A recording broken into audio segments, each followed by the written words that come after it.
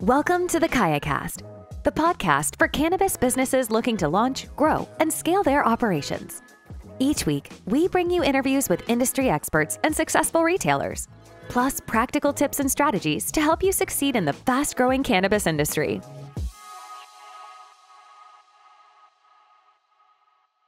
Hey guys, in this episode, we are joined by Andrew D'Angelo and Christopher Peak, the principals of Pipeline. Together, they have over 30 years of experience helping businesses grow and scale to the next level. Andrew and Chris talk about the importance of branding and how important it is to get branding right to get your business to the next level, as well as give entrepreneurs advice who are struggling in their business on what to do next to turn the business around. We had an awesome conversation. It's always fun having these two on. I hope you guys enjoy. You guys bring so much experience working with these top tier brands. If, for somebody that's listening today, that's starting a dispensary, a retail dispensary, or, have been operating for a year, why is branding so important? Like, what is a brand? Why is establishing a brand something that's somebody should really be thoughtful in doing? The thing I would say is think about branding as personality, as persona, and much like when you go to purchase anything, you want authenticity. You want to know it's not a sham. And so the way that you approach the market and the way that you approach bringing yourself to the market, it's incredibly important because you're, in a lot of ways, you're making you're kind of making a pact with the customer that this is who I am and this is why, you should trust me to buy from me because I'm legitimately trying to do the best I can. And I think that one of the things that you see all the time is the kind of churn of people like, well, is this cute? And is this funny? And is this something that, like, it's always trying to come up with a false narrative about what it is that you're bringing to the market as who you are. And so it's important. It's important. Trust in branding is really, really important. It was one of the things that my old boss at Apple brought to Apple was how do we make sure that people can trust this brand? And so, we work really hard to try to figure out, hey, what's your DNA? Who are you? How do you fit in the marketplace? What's the space you're trying to occupy? And then how do you make sure that, when you communicate out, you're following the guidelines of who you are so that it gives you a North Star, right? It helps you to make sure that the decisions that you're making are grounded in something that is legitimate and honest and real and not just some crazy, machination of kind of, pseudo branding perspectives. And so it's really important. Yeah. It's really important. I actually kind of hate the word branding in a way. I know it's silly, but it's really just about who are you and how do you want to be? Like, what do you want to be out here? And how can we help you have a voice that is legitimate and that is meaningful, that will resonate with a customer base that you're trying to go after, right? Which retailer do you think has the strongest brand in relation to who they are and who they want? Well, I mean, the brand that everyone's most familiar with that is dominating the scene right now is Cookies. What Cookies has done, Cookies is authentically themselves. Bernard didn't try to be something he's not. He named his brand from a strain of cannabis. So he was connected to the plant. And he knew that his people he was smoking weed with and doing music for and making music with were all urban youth stoners that really cared about good, high-quality cannabis. And so he decided to focus his whole business on that. And he focused on the strains, he focused on the weed, and he focused on his culture. And because he was so authentic, he blew up, okay? He's not trying to get middle-aged guys like me and Chris into his store, okay? I mean, we'll go, but that's not what he's trying to do. He's trying to get somebody who's 23 years old, who listens to hip-hop, who, grows and perhaps is in the culture themselves, most likely is in the culture themselves. And that's who he's going after. That's the identity by which he has organized his whole thing around. And it's him. It's who he is. So he doesn't have to put on a mask. He doesn't have to play a role. He can just be himself and smoke joints and blunts all day long, just like Snoop, just like the world that he comes from. So that's one brand that is obviously the most obvious brand. Then you've got, big corporate brands, right? Like the MSOs. And they tend to be branded much differently, right?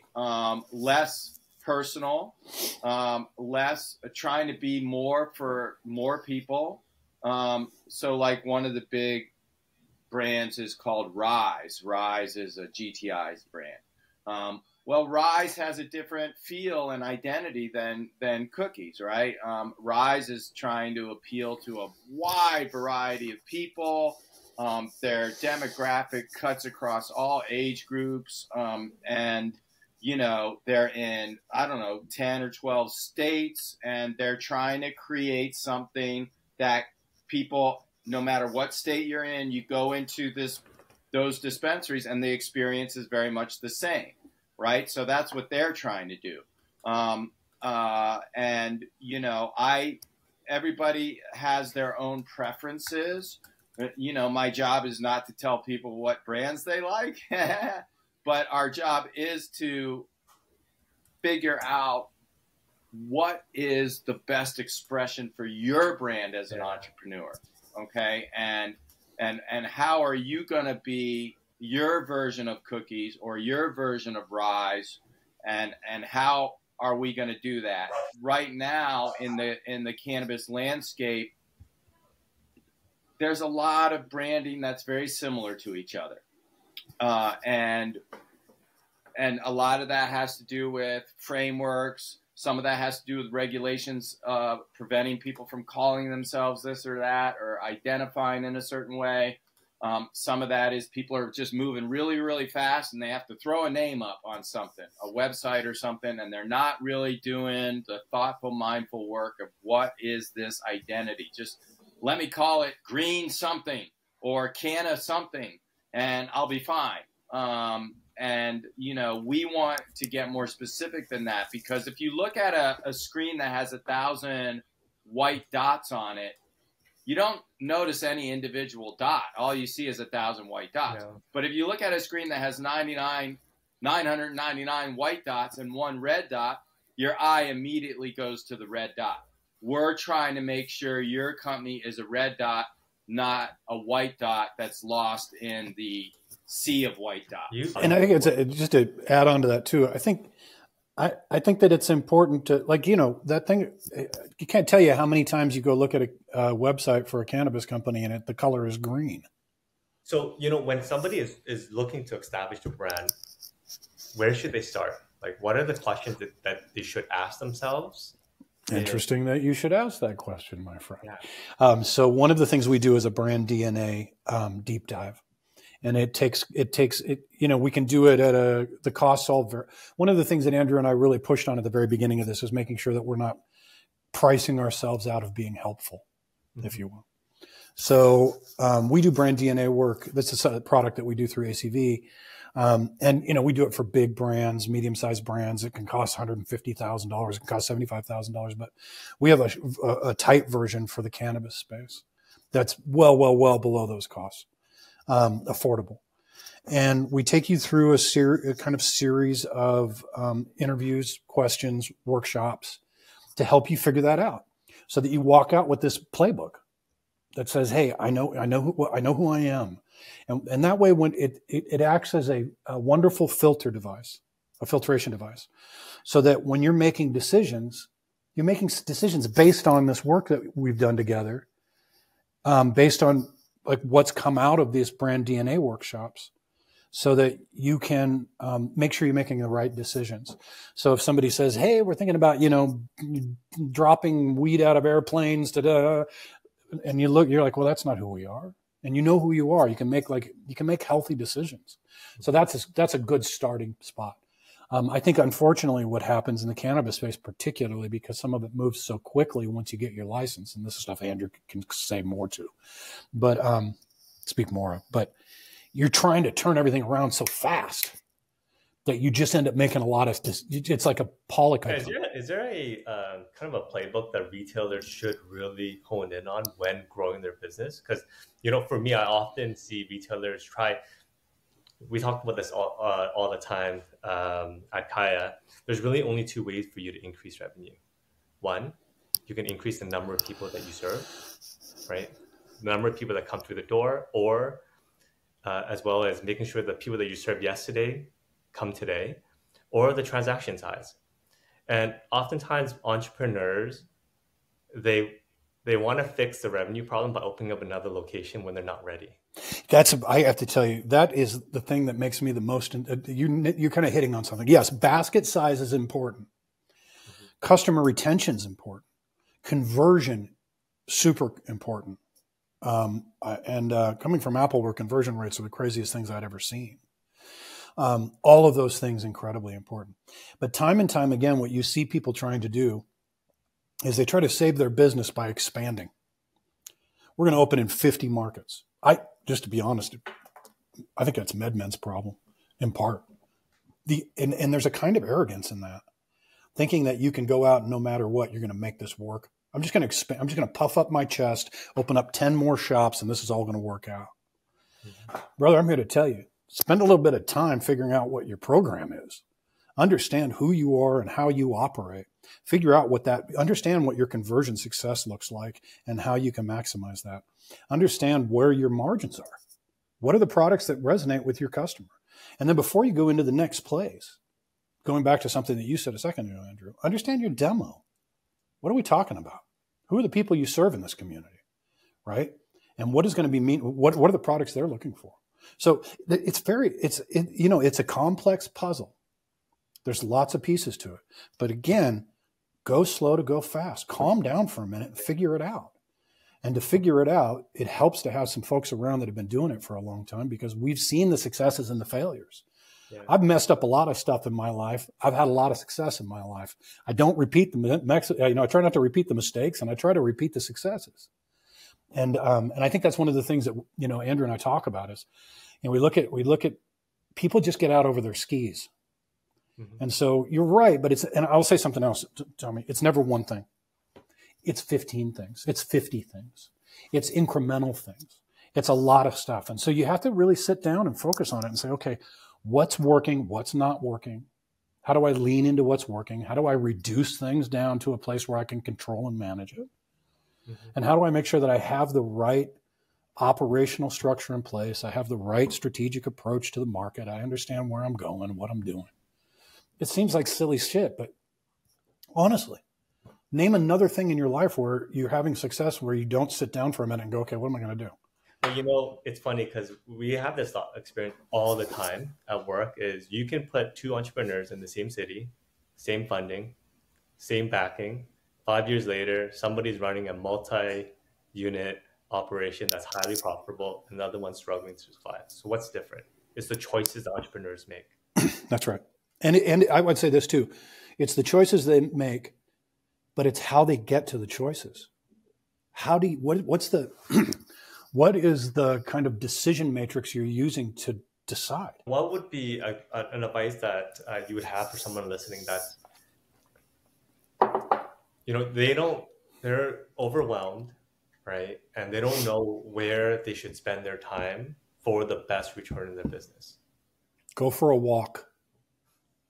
Seriously, go for a walk. Calm down. Don't panic. Yeah. Spend some time really considering what's in front of you.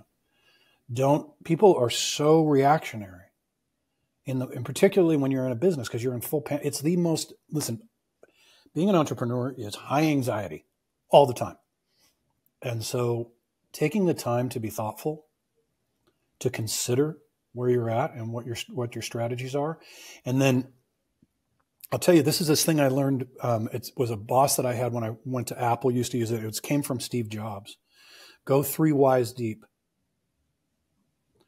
Talk to 3 wise people. Ask 3 whys, 3 questions.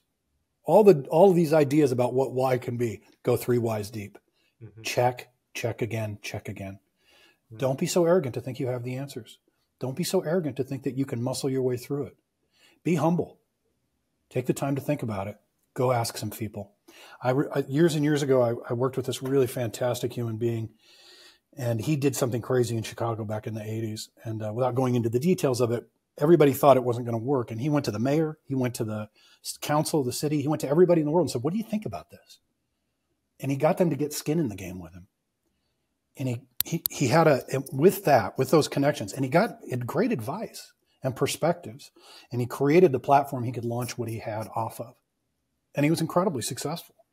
And so, I'm always an advocate of go for a walk, breathe for a minute, calm down, take it down, and then look at it with clear eyes. You won't make good decisions from a place of feeling overwhelmed or panicked. It's just not possible. You're in flight or fight mode, and we just don't make good decisions. So that's where taking a walk, breathing, have a meditation, get in nature, play with your kids, play with your dog, whatever it is. Get perspective. Right? Bust that. Get a little perspective. Doesn't mean you won't feel a little emotions and pressure, but that's different than panic and overwhelm. All right. And so we want to get back to a baseline emotionally first. Then get help. Okay. Sometimes that help is from your own team. Oftentimes it's internal. You're not seeing the solution that's right in front of you, or the solutions. And your team knows what they are. All right. And they've probably been trying to tell you, but you haven't been listening. So true. Okay. Listen to your staff. Listen to the people that are in the game with you. Listen to them. They're probably trying to give you a message, and you're probably not hearing it. So when that happens to me, I double down on my effort, and I say, okay, I'm going to go to them with a survey. I'm going to go to them with something that they can give me feedback, advice on. I like the word advice better than the word feedback. And then that is incredibly valuable information that probably has solutions contained within it. Then you may need to look outside of the organization to somebody like Christopher, or somebody like me, or somebody like Pipeline, and try to transcend the plateau that you find yourself hitting as an entrepreneur, right? Because the plateaus are the things that drive us crazy. Almost going bankrupt and running out of cash is obviously the most panicked and hard thing. It's horrible. But equally, well, not equally, but almost as horrible things when you hit this plateau and you're just like bumping up against it and it's driving you crazy. And so that's when, getting outside help and outside perspective, once you've culled all the information and advice from your own team, and your own ecosystem, that may include your investors, that may include other people, might include your spouse. And then, we can put together a plan, because part of when people are hitting those plateaus and they reach out to us, we're going to be very curious and try to figure out what is the data saying here. Okay. Because data, numbers, sales reports, inventory levels, debt levels, all that, it doesn't lie. It's not influenced by emotion. It's not influenced by exuberance or the opposite of exuberance, depression. It's not influenced by any of that. It's just the truth of what the business is. So we analyze that, and that gives us, non-emotional information that we can start to say, okay, it looks like you spent all this money on billboards, but you didn't do any email marketing. And that's how that's a great one. Like you can never really tell what billboards are doing for you, but you can tell what DMs are doing, direct, mailings are doing for you. Mm-hmm. That's very true. And so and especially in cannabis, because there's not a lot you can do with advertising in most places, especially Canada, right? It's crazy. So you have to get really creative with this stuff. And the customers that are coming into your store, you got to get their information. You got to get their data. You have to communicate with them. Yes, they will opt out. Some of them will opt out. But those that love you and care about you and like you will stay engaged. And getting a basket size up with email marketing there's probably very few things that are more effective than that, because you already have a community of people that have been there, that like you enough to have given you their email address, or maybe you got it some other way, but they're staying engaged with you. And sometimes that's how we grow. We don't grow so much by trying to get a bunch of people that have never been in the shop before in the shop. Sometimes it's just getting people who've been there once but haven't been there for a while to come back, or get them to spend a little more when they do come in, or come in 5 times a month instead of 4 times a month, or have a special event that brings your top customers in for a special thing. And these are ways where you can engage the community you already have, and that can help transcend those platforms. And what Andrew's saying is really important too. I think understanding the customer journey, understanding your customer profile, being clear about what the cost of customer acquisition is. This is all data that's important, but the piece that offsets that is making sure that you're keeping your ego out of process, right? Don't let your ego, honestly, ego is about performance. When I get out there and I start performing my job, I'll let my ego come into play because I want to do a good job. It's important to me. That's my ego playing out. But when I'm in process, everything has to be on the table. You have to be able to look each other in the eye and say, this shit is working or it's not working. And if it's not working, why? And what am I doing to make sure that it goes better? So I'm a dispensary owner. I have maybe 3 locations, and I just don't understand how I can run more efficiently or how it can increase sales. I'm just I'm lost, right? There's just so many things going on. It's a diagnostic thing, Tommy. It's not something I think everybody, this is the truth. There's no miracles. Yeah. There's no easy fixes. It's a diagnostic thing. What the difference about the way you work with folks who are in transition, which is what, or in that place of trying to scale, is that, you have to diagnose you have to diagnose the patient. You have to look at every piece of your operational strategy. You have to look at how you're doing everything from your operational tech stack to your staffing, how you're dealing with logistic procurement. And Andrew knows this better than I do because Andrew run dispensaries. But I will say this: it's a diagnostic approach. You need to have you come in and you look at it with a clean set of eyes. One of the hardest things is when you're inside there all the time, whatever it is, I don't care what it is.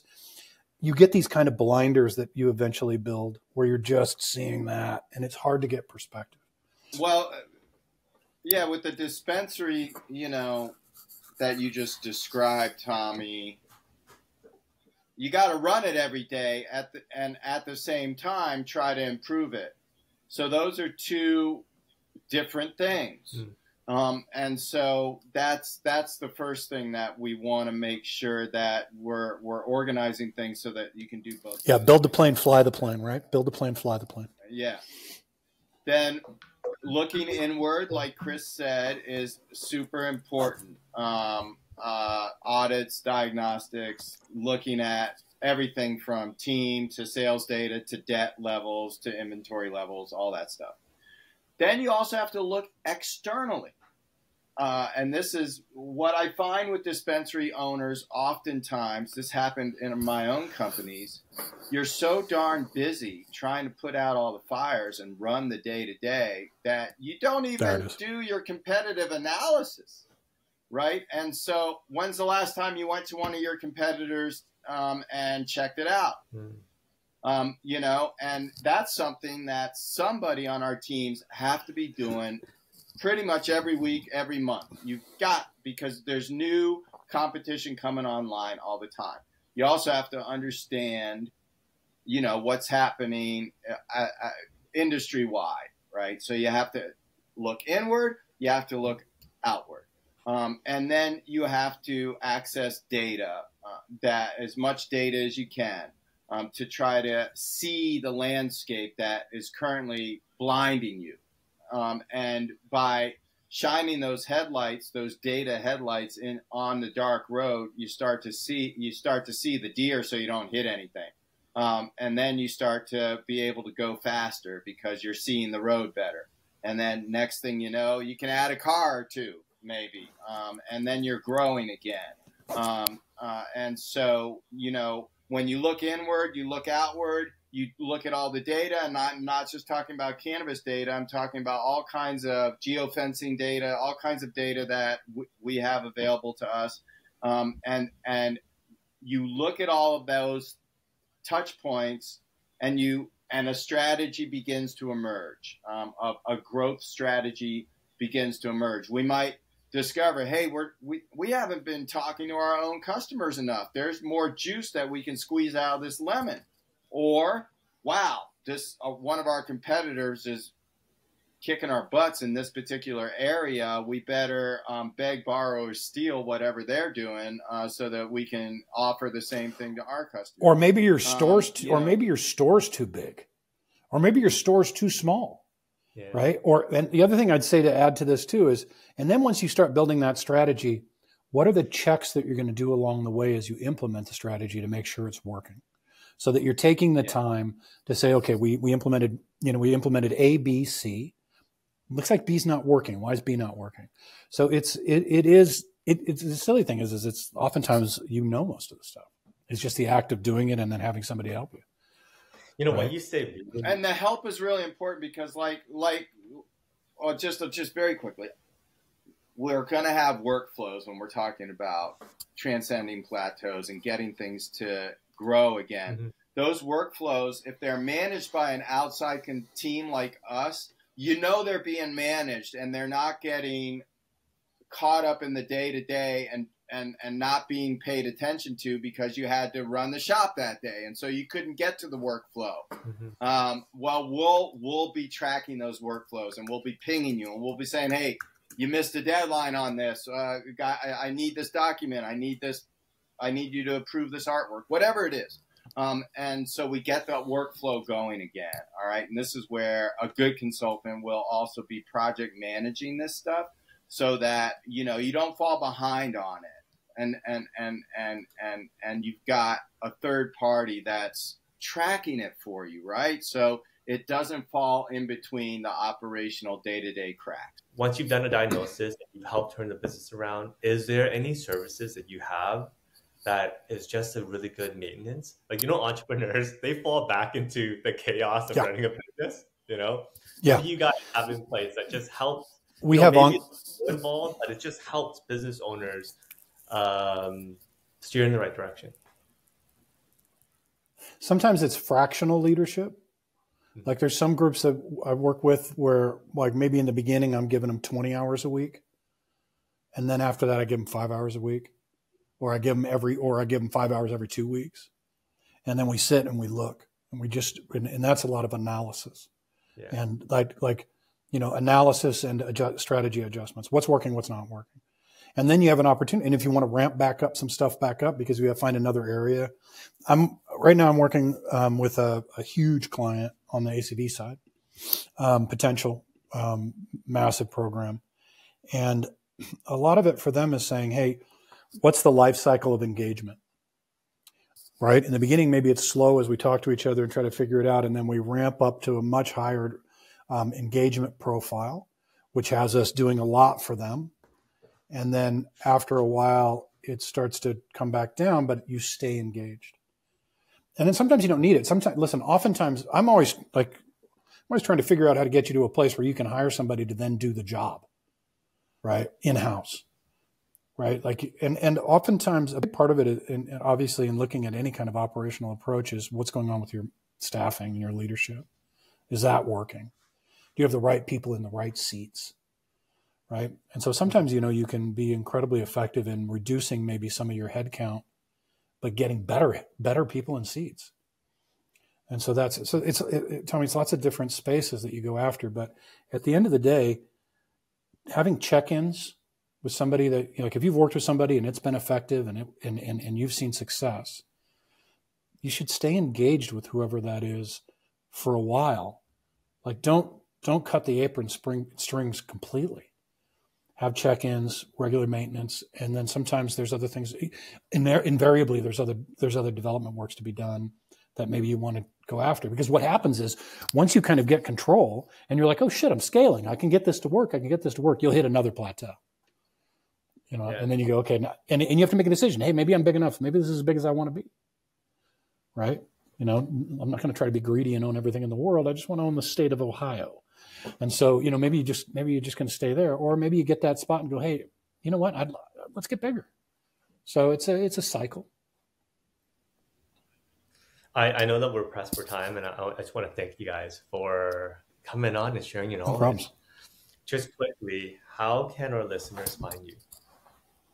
AndrewDeangelo.com. Pipeline has its own landing page on my website. You'll also see Chris and his team's bios and headshots on there. Drop us an email. Pretty easy to get a hold of us. I'm all over social media and LinkedIn, Andrew_D'Angelo or just Andrew D'Angelo. And I know Christopher Peak is also very active on LinkedIn. Thanks so much, guys, for not a problem, Tommy. Take it easy. Thank you.